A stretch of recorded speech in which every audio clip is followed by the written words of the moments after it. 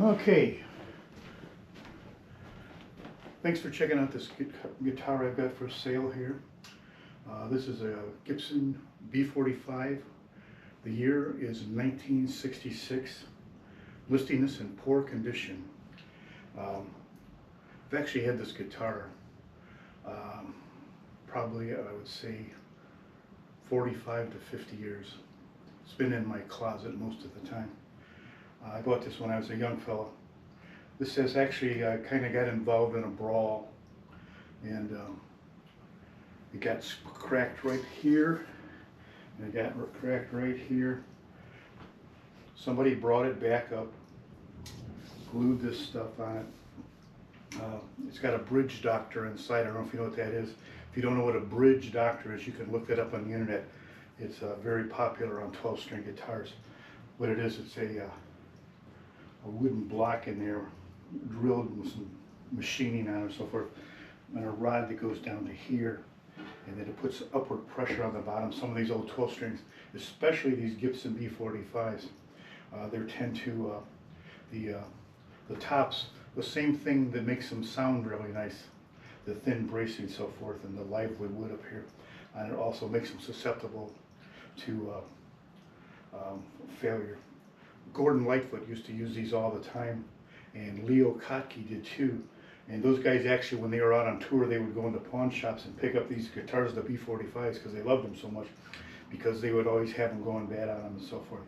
But this one's been around. The neck is real straight, very nice neck on it, and you can look at the pictures I have for that to get a better idea what's going on there. The peg head was also split right here. This has been repaired. You can see a crack going through here, and it's got a little one right back here in the back.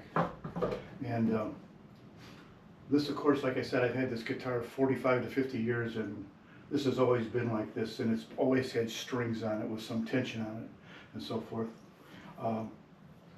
It's got a lot of checking in the finish like lacquer guitars do. It's got a seam down the middle here. You run your hand across it, you can feel that seam. It's not bubbling up or anything, but it's definitely there. It's got a little bit of cracking of the finish on there. Now, I'm going to be listing this for $600, and that may sound drastic to some people. It will be the cheapest B45 you can find out on the internet for sale right now, I believe.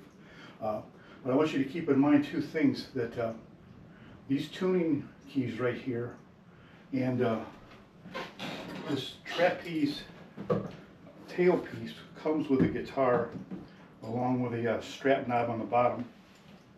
This goes in here, and for the old bridge, you can actually see in the imprint of the stain here where the old bridge was.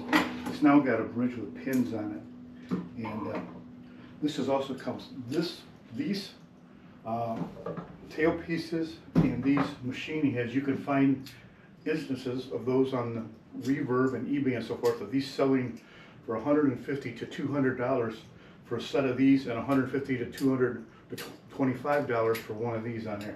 So that's theoretically worth $400 for that right there, and then you're just getting the guitar thrown in, I guess. I'm going to sit down and play it a little bit. Over the years, I've always wanted to salvage this guitar, but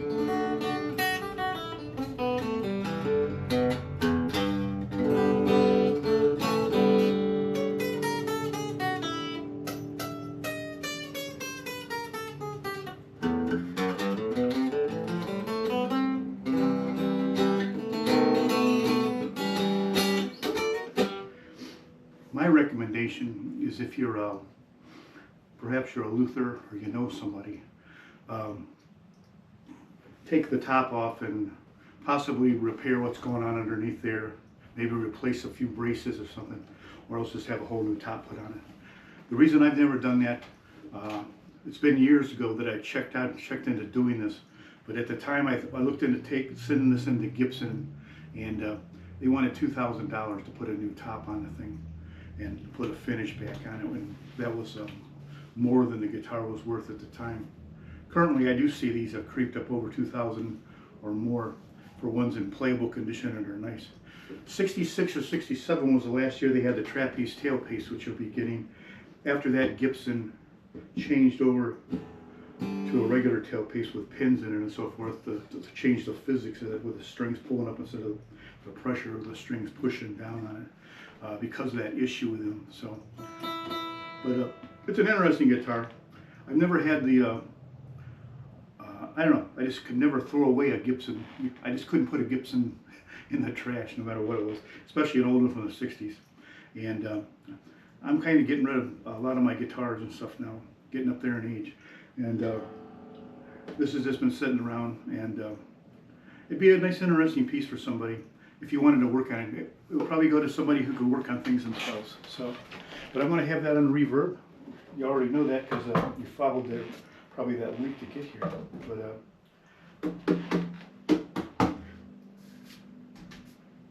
this is not the original finish. I think somebody, I mean, some of this is original finish underneath there.